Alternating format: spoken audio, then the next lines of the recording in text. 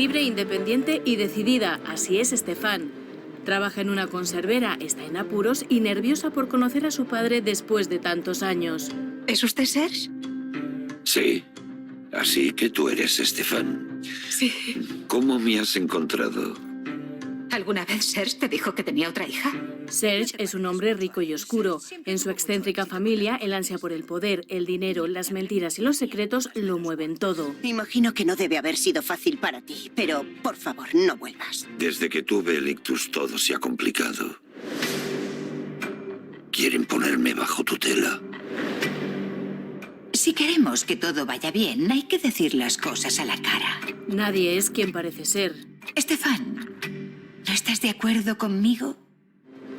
El uso recurrente de la pantalla dividida nos permite observarlos, intentar adivinar lo que esconden e ir perdiendo la simpatía por los protagonistas. Voy a necesitar tu ayuda. ¿Para hacer qué? Quiero que testifiques a mi favor. No voy a permitir que esas dos zorras se queden con mi dinero.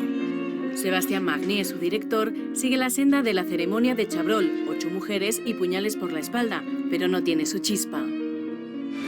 Vaya. Es un buen enredo y no hemos acabado de deshacerlo. Aún no. Parad, chicas, me rompéis el corazón. También podríamos arrancártelo.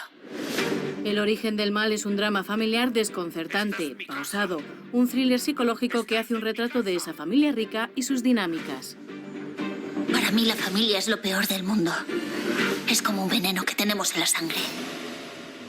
Una fábula pesimista sobre el ser humano, los conflictos de clase y el poder masculino, el origen del mal, en una película protagonizada por mujeres con Locke Calamy a la cabeza. Te arrepentirás de haber entrado en nuestras vidas.